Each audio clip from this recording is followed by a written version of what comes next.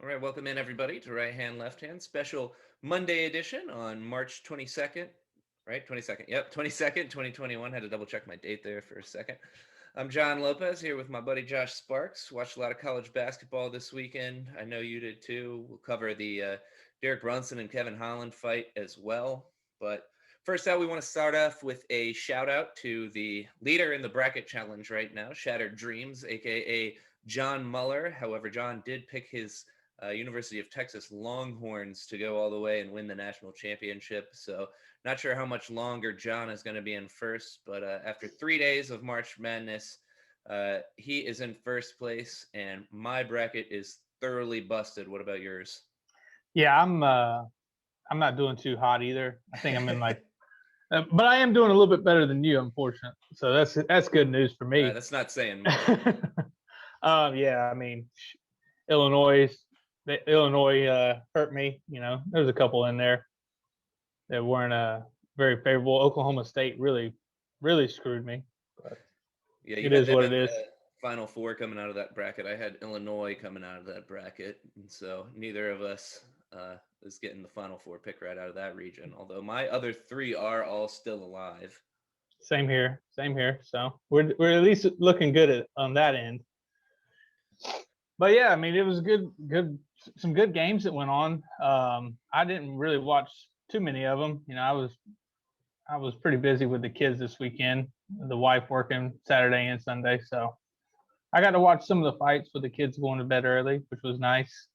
Um, yeah, there's some good fights and some good basketball though. I did see Syracuse win, and they look good doing it. So I'm kind of pulling for any of the ACC teams to make us look good.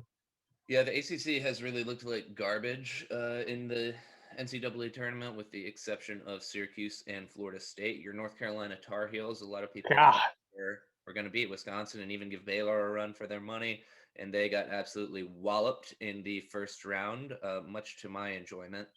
I quit watching it. I really did. About 10 minutes left. I was like, "This is not going to be good. This is over. This is over." I mean, when the guys just throwing it up from anywhere and just making it, I'm like, "Well," and they're shooting over 50% from the field. It is not much you can do. Well, and that just shows you how good Baylor is too. Is Mhm. Brad Davidson had that incredible game against Carolina, and then he did absolutely nothing Yeah, in the game nothing. against Baylor. Baylor's long, they're athletic, and they can shoot.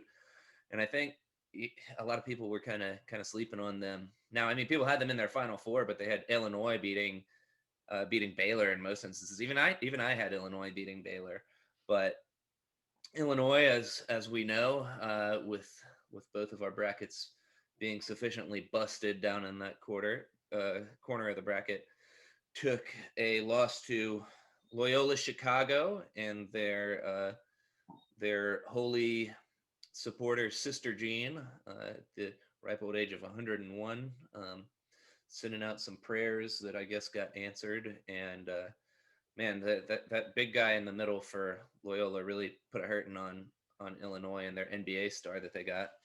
Yeah, I mean, I loved it though because at this point I'm just like, I hope everybody's bracket gets as screwed as mine. So I'm pulling for all the dogs like Abilene. I think Abilene Christine, is that how? There's Abilene Christian, yeah. Yeah, they're playing today. I hope they win. Um, who else is there? The 12 seeds. What is it? Oregon State won last night, so Oregon State's already Sweet 16, right? in the Sweet 16. Yeah, Yep. so today we have Ohio, who's a 13 seed, going up against Creighton after Yeah. Ohio Go upset Ohio. Virginia. Yeah, that was pretty wild. And then Abilene Christian is a 14 seed. So those are the two big underdogs that we have in play Today. tonight. Yeah. Yeah, I hope both of them win at this point.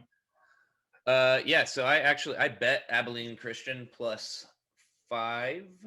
I think I got 5.5. No, yeah, plus 5. I think they'll keep that game pretty close, cover that spread.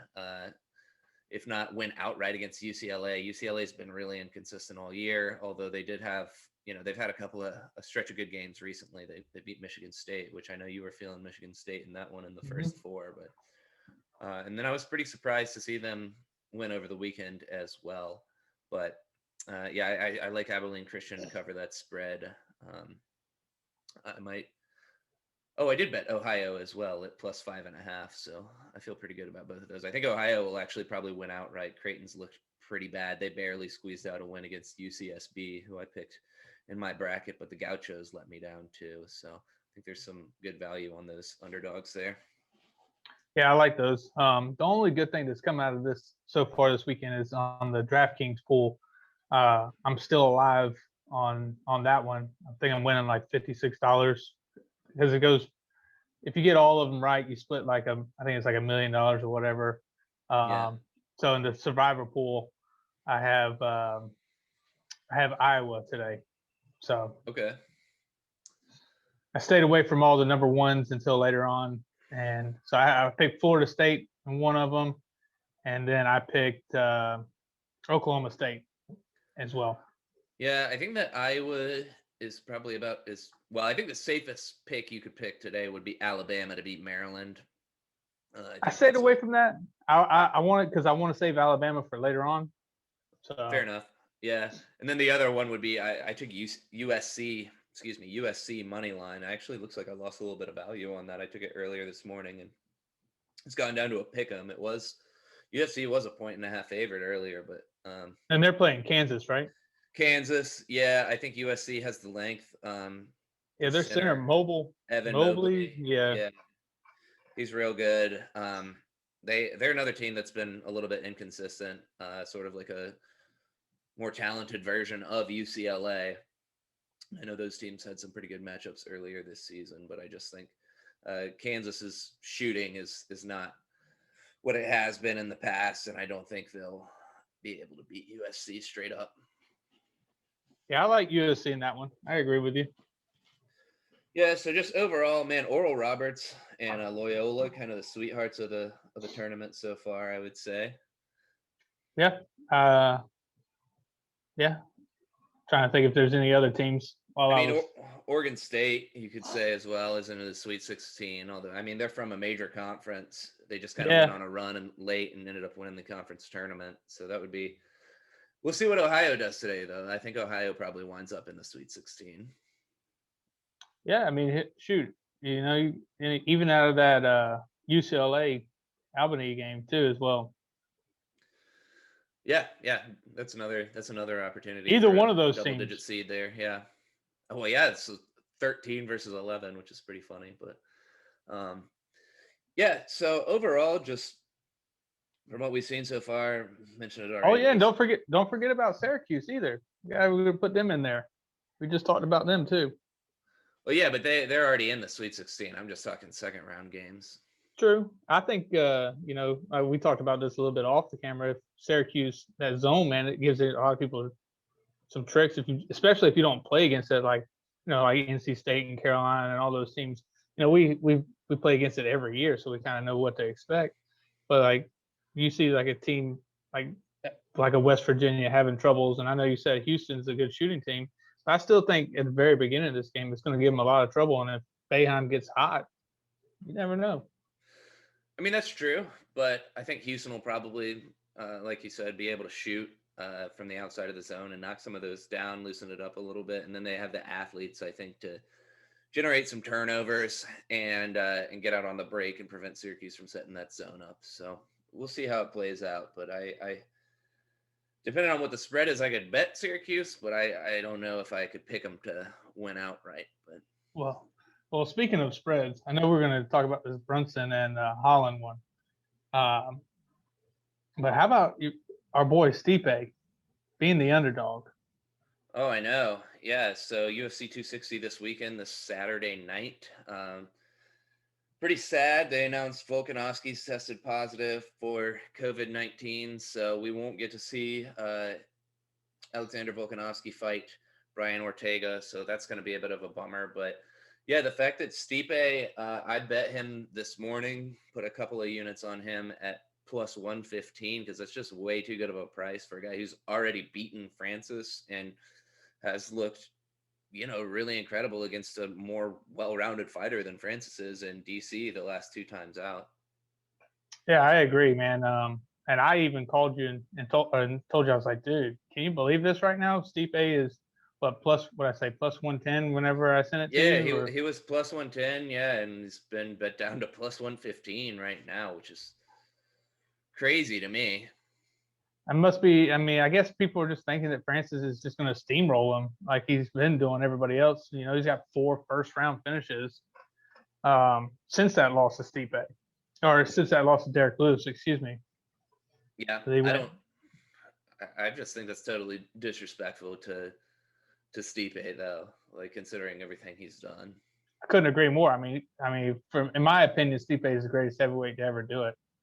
I mean, you defend the title 3 times, then you know he got called against DC, but those other 2 fights, you know, he knocked out DC in the 4th round, you know, and then the 5th round or the 3rd fight, I thought he pretty much won pretty easily.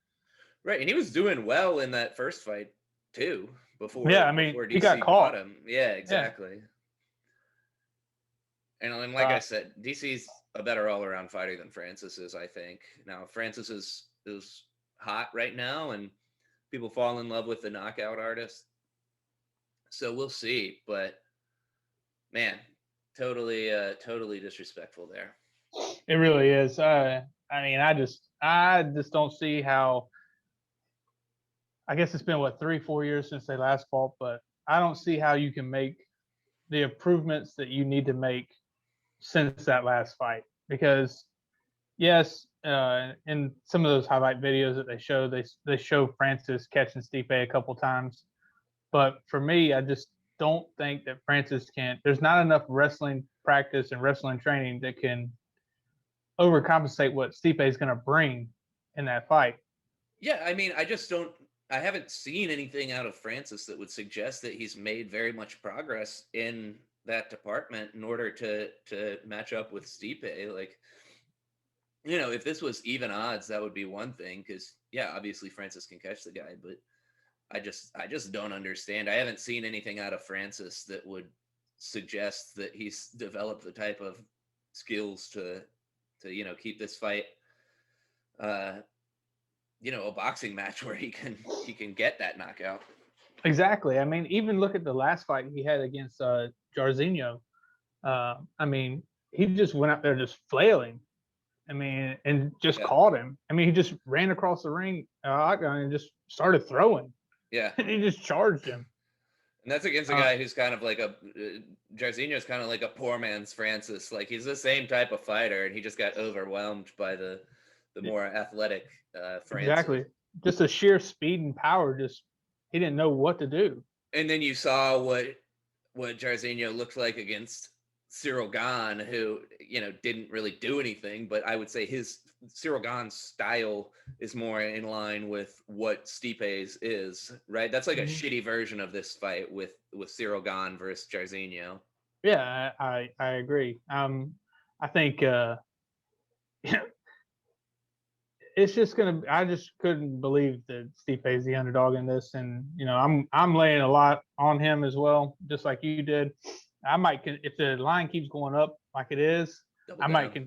I might just double down on it and see, you know, wait till, you know, about Friday afternoon, sometime, see what's going on. Maybe Saturday morning, Yeah. especially after the weigh-ins, and see. It looks like Stipe is looking a lot lighter too than he did in their last fight.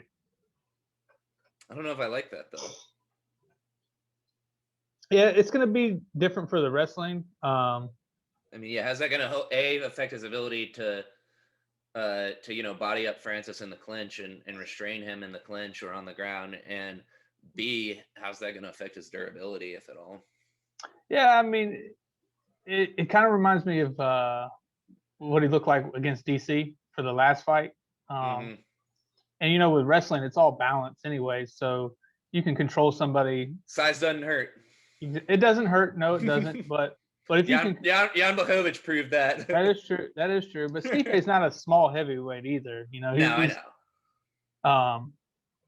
And I think, I mean, how can you doubt somebody that has already beat this guy once and then beat DC twice?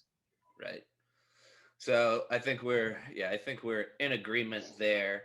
But man, I am bummed out that we're not going to get to see Volkanovski and Ortega, though. That was really looking forward to that. Brian Ortega looked absolutely fantastic in his return from his lengthy absence. So I was really excited to see him fight, and would have considered actually betting him to win that because Volkanovski did not impress me all that much in either of his quote unquote wins against Max Holloway. But I know you and I both feel the same way about both of those decisions. And a lot of Yep. people do. I think Dana White did as well.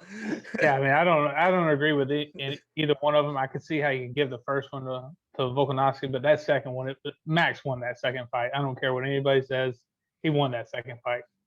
Yeah, and they'd had a couple of weeks where the COVID stuff had kind of been kept to a minimum. Obviously things are getting better in most places around the country.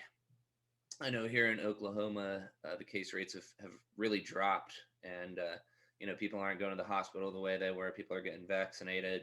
I got my second vaccination last week, so I'm feeling pretty good about that.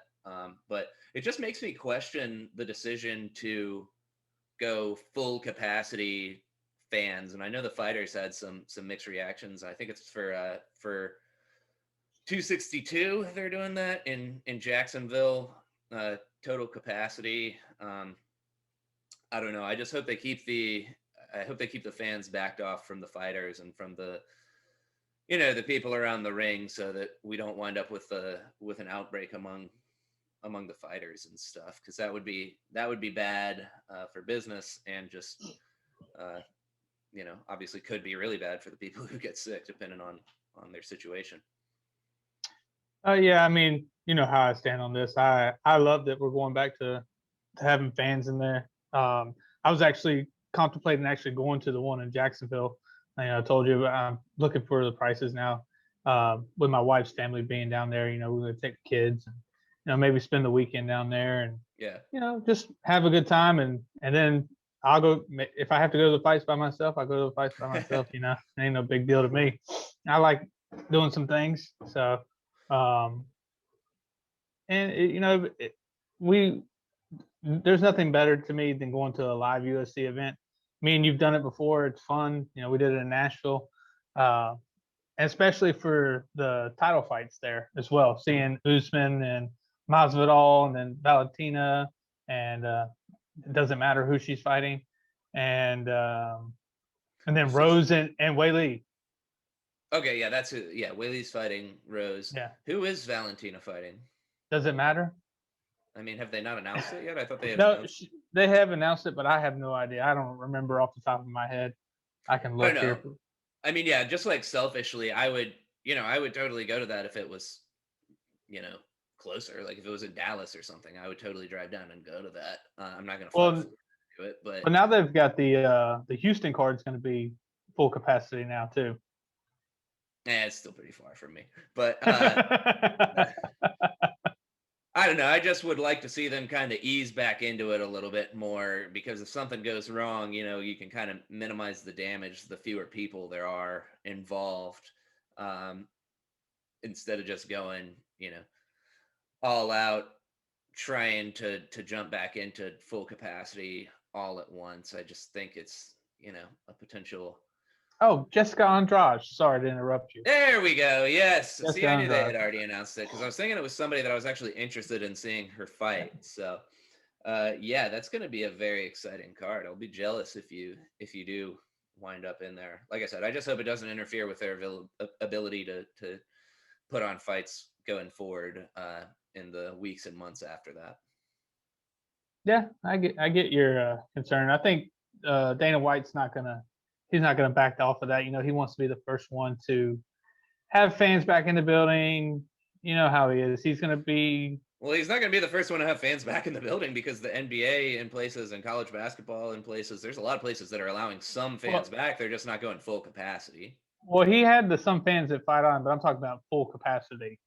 That's true. They did have some fans there For the Conor Poirier fight. Yeah, they did. Well, yeah, we'll see how it goes, I guess. I did want to make sure I got the chance to brag about my statement last week that Derek Brunson had some value. I was too afraid to pick Derek Brunson on the show, but I did text you when the price got down. The price when we did the show was plus 140 or plus 145 for Brunson, and that wasn't enough for me to pick him. It did get down to plus 170 right before the fight, and I jumped in there on that and was pleased to see Derek Brunson pull Jan Blachowicz and for full 5 rounds and just lay on top of Kevin Holland while Kevin Holland went ballistic and sounded like a crazy person while he was getting his ass kicked the entire time. Yeah, I mean, really, the most interesting part of that whole entire fight was Kevin Holland going back to his corner each round and talking to Khabib. Let's be honest. I mean, I know that's kind of like his thing, but that made him look really fucking stupid. Yeah, I mean, like, what can listen you to your say? actual coaches. Like, quit acting like a fool and listen to your actual coaches during the fight. Like, it's one thing to like be shit talking the other guy, but like to be talking to, and Dana said it. He's like, oh yeah, he's out here acting like everybody's his best friend. Like, you need to fight, dude. You're there to fight. Yeah, I think he had a definitely a mental lapse in that fight. I think that he after like 3 rounds, I think he kind of gave up on himself and was just really in there. There was a lot of mental mistakes that happened, and I even texted you during the fight, just some of the errors that he was making, jumping in and getting clinched with. I mean, he didn't learn from the first couple of times that he got taken down, It was and like, it just kept going on and on and on, the same exact thing. yeah, it was the same round every time. The only one that was a little bit different was that second round where he got some strikes in from the bottom. But this isn't 42-year-old Jacare and him getting unbelievably lucky. Now that finish was awesome Right. that he had in his last fight from the bottom on Jacare Souza, but it's not. Derek Brunson is 5 years younger and hadn't taken the type of beating that Jacare had at kind of the top of the division. So Yeah. I mean, all in all, the fight was a boring 5-round fight. agreed. Like I said, for me, the most interesting part was when I would turn the volume up whenever he'd go to the corner just to hear what he was having to say. Yeah. So not a whole lot else to cover there, other than for me to brag about how I was right Yeah, about Derek Brunson's path to victory. and you did text me that night and put some money on, and we did both get the win in the Max Griffin fight as well.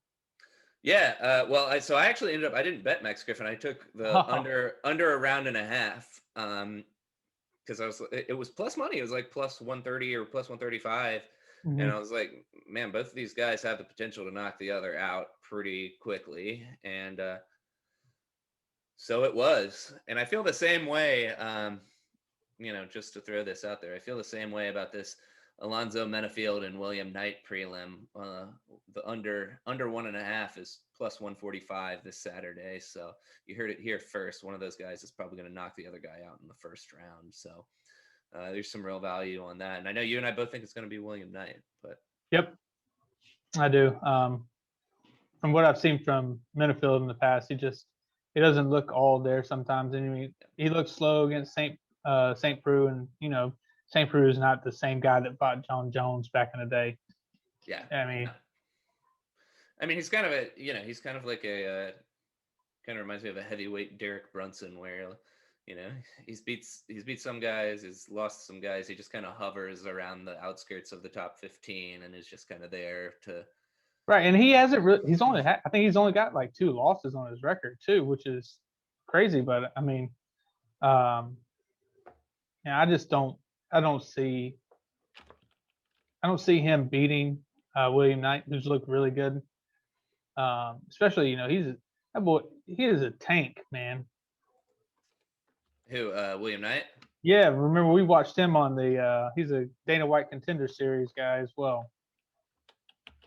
I believe he got his knockout on the Dana White from the bottom or from the top, excuse me, on a ground and pound, if I'm not mistaken, or tried to submit him. I'm trying to look up St. Preux's record, but I can't figure out how to spell his. Oh, there he is. Can't figure out how to spell his last name. Oh, yep, I was definitely spelling that wrong. Yeah, St. Preux's a little tricky. Tennessee guy right there too. Played football Yeah. at Tennessee. Oh, man, he's 37. He's just like Derek Brunson. Yeah, 25 and 15. But we're talking about St. Preux, or we're talking about Minifield here. I thought you were talking about St. Preux. I was thinking, but I was like, yeah, he has more losses than that. But Minifield is 9-2. okay, yeah. Well, anyways,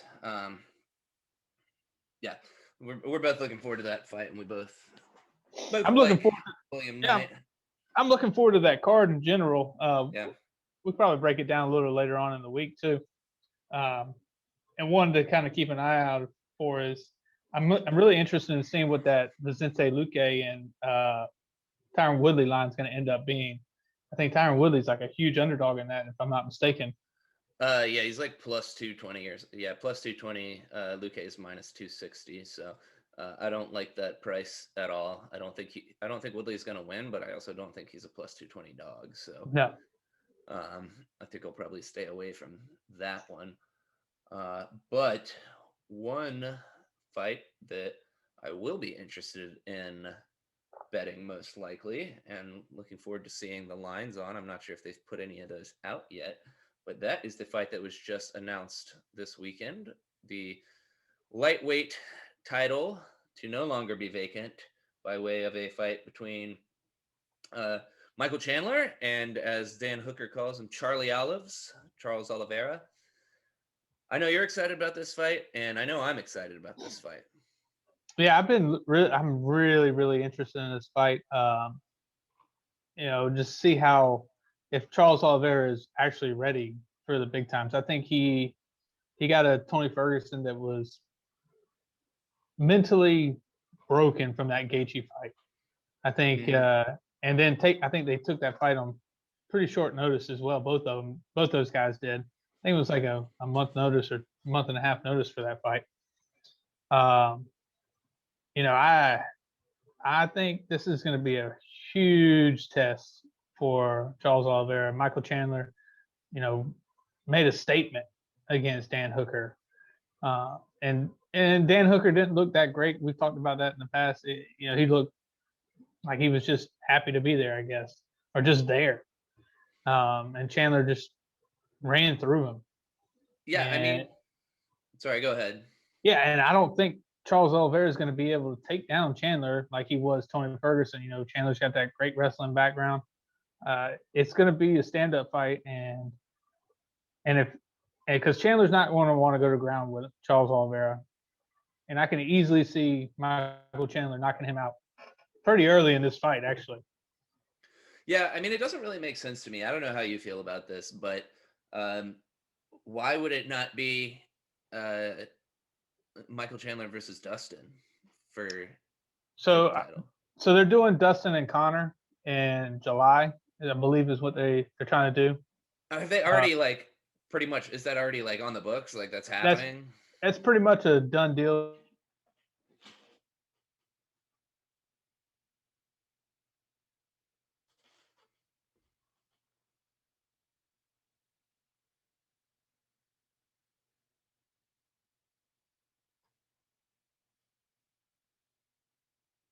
I think. Hold on for 1 second. You just cut out on the Zoom. Okay. May have to edit that out, but technical difficulties. We were talking about Dustin and Connor already being on the books when you cut out. Yeah. So yeah, Dustin and Connor I think are on the books for July, and then this fight. I think this fight's in May? The Chandler and Oliveira fight. I don't know. If I'm not mistaken. I don't. 262, right? Yeah, here it is. Okay, all right, here we are. Oh wow, Michael Chandler opening as an underdog. So yeah, so that'll be May 15th on the UFC 262 card. Little return of Edmund Shabazian. We talked about him last week. He'll be facing off with Jack Hermanson. That could be an interesting fight to bet on. But yeah, Michael Chandler as a plus 135 dog, and Charlie Olives at minus 155. Yeah, like I said, I if Chandler's a dog, I'm all over that. Absolutely. I think he gets it done early on. I don't think this fight goes to the distance. I'm a huge Chandler guy. You know, he's from that Nashville area as well. He trains from there, and I just don't see. For me personally, I thought it should have been Gaethje instead of Charles Oliveira because I already knew they were doing Dustin and Connor.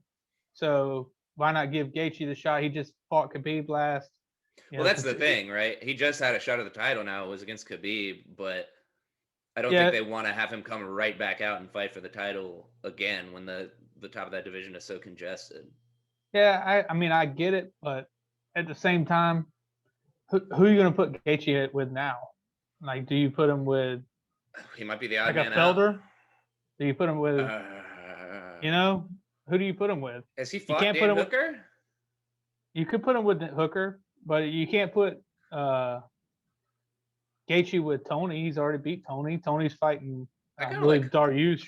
I kind of like Gaethje and Hooker. That could be an entertaining fight. That could be a good one. They're both coming off losses. Yeah. I think it was on the same card, wasn't it? No, that was the Connor card. Hooker was on the Connor and Poirier card. Yeah. Mm-hmm. So the way I see it playing out is probably the winner of that gets the winner of the Dustin Connor. Yeah, the trilogy there. And so I think the Gaethje's just the odd man out right now. Unfortunately, it's all about the timing, right? It's not about him. It's just the timing, and he'll get another shot if he. I think if he gets another win, gets back in the win column, I think he'll get another title shot. It just might take him a little bit.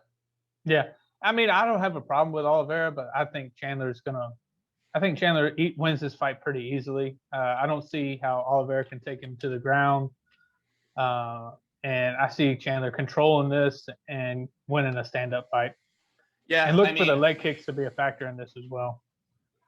Yeah, I mean, I could see Oliveira potentially getting a knockout, but that's his path to victory. I think Chandler has multiple paths to victory, and that's why I went with Derek Brunson this past weekend. That's why I'm going with Stipe, even though he's a dog. It's just the guy who has the more paths to victory is typically the superior bet in my experience.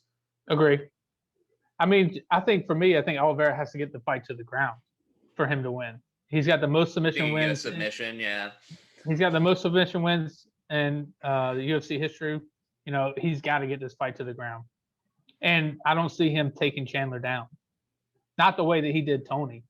No. Chandler will try and piece him up on the feet probably and clinch him up against the fence would be my, get out of range of his striking and use the fence to his advantage to prevent himself from going down in the middle. Because if he goes down on the, up against the cage, that's a totally different, the danger is nowhere near as great from a submission up against the fence. So, I just, no disrespect to Oliveira, but minus 155 is again. That's ridiculous. Yeah. So we have started our first March Madness games of the day. I know you had Iowa in your survivor pool, so they're facing Oregon right now, and it looks like Oregon is up to a 2-point lead early. So you gotta hope your Hawkeyes there will come back and get it together. I figured I'd probably have to sweat it out. Most of these games have been pretty close. And then Oklahoma has been profitable. Yeah, it really has. Isn't Oklahoma and Gonzaga playing right now as well? No, they play at 2:40 Eastern. So they're the other kind of workday game, but they don't start until after this one. I think they're trying to condense the games later in the day since they're doing it on this weird schedule. Normally the second round games would be Saturday and Sunday. But because of COVID and stuff and all the testing protocols there. But in other news, I'll be up in your old stomping grounds next weekend. I'll be in Raleigh. Be in Raleigh. What you got going on up there? So me and my wife are actually celebrating our 1 year anniversary, All and right. your boy's birthday as well. Well, happy birthday and congratulations on your anniversary. So yeah, we'll be up in Raleigh for the weekend and enjoying that during the Stipe uh Ngannou fight. Yeah, you got to make sure you don't miss that. So I'll be watching that from somewhere, I'm Yeah, sure. I'll be in Asheville for a wedding, so we'll both be in the same state for the first time in a while. Yeah, and then the next weekend right after that, I'm gonna turn my video over here. We've got something coming up. The Masters. Yes, sir. I have to do a special Masters preview. We will have to because I'm a avid golfer. I haven't played since Beckham's been born. So Oh wow. almost 2 years. I played this past weekend, and yeah, I'm still bad. Went to the driving range first and hit a couple of nice shots, and thought, oh man, maybe this won't be so bad. And then got out onto the course and started topping all the balls about 10 yards off the tee box. So, yeah, still bad at golf. Gonna try and play a little bit more this year than I did last year, and maybe I can knock in a par or two and call it good for a year. Yeah, I'm gonna try and get out there. So I need to start playing again so I can teach Beckham how to play. My man will be 2 this year. My little girl will be 1. So I know you're excited about that. I can't wait. We live probably like 5 minutes from the golf course, and I just haven't even cleaned. I haven't cleaned my clubs. I even got them re-gripped and everything. I haven't done nothing with them. Wow. I haven't even be played ready since to I got them go. re-gripped. You'll be Yeah. ready to go when the time comes. So I've been waiting on it to get a little bit warmer. I'm not. When I was a little bit younger, I'd go out and play when it was colder, but it's got to at least be 70 degrees for me to go out there now. And yeah, it was close to that. The thing that sucks about Oklahoma is it's so damn windy here. yeah, Like normally I'm so bad that it doesn't even really matter if it's windy, but like in the spring here, it gets so windy that actually if the wind's coming from the right direction, it's actually a benefit for me because I can't pull my or hook my drives off to the left there. So it works out for me sometimes, but those are only the drives that I can actually get more than about 15 feet off the ground. So you got a lot of work to do. and maybe I'll take lessons someday, but for now I'll just be content to suck and to play with my friends who also suck. But it's all about drinking and having fun. That's exactly right. Well, I think this past weekend was the first time that I've actually played golf without drinking beer. So that was an interesting experience. Although I did find a several-month-old seltzer in my bag from the last time that I played last fall. I mean, it's a seltzer. It's not like it's a beer, right? I feel like it's a little slightly more acceptable. Listen, I like those things, man, especially when it's hot out and you're drinking. And I love soda water anyways. Like I drink the LaCroix all the time. The problem was that the seltzer was also warm outside, so because it'd been sitting in my bag in my closet for a year, 6 or 7 months. Yeah. Well, don't forget to follow us on YouTube. Follow us on Twitter, Instagram at RHLH Podcast on both social medias. Links for those will be in the description. Like, subscribe, rate, review, unsubscribe, resubscribe, re-like, re-rate, re-review. Hey, we'll take dislikes. We don't care. Whatever. That's right. Whatever. Just pay attention to us. We don't really care. But yeah, man, it's been fun. Let's get together sometime this week and try and break down more of this UFC 260, 262 or 260 card, 261. 260, yeah. So yeah, that'll be coming your way hopefully on Thursday. So yeah, and sorry I didn't put a DraftKings one out this week. I didn't have time with the kids, and really I didn't really like this card. I kind of stayed away from this last one, but I will put one out for this one because I love Stipe and I love Woodley. So keep an eye out for that. All right, good deal. And then Lopez Locks will be out Thursday or Friday as well, and we'll do a little bit more of a balanced. Last week I gave mostly basketball. We'll do a little bit more of a balanced basketball and UFC 260 group of picks there. All right, Josh, it's been a pleasure as always, and I will see you later this week. See you, brother. Have a good one.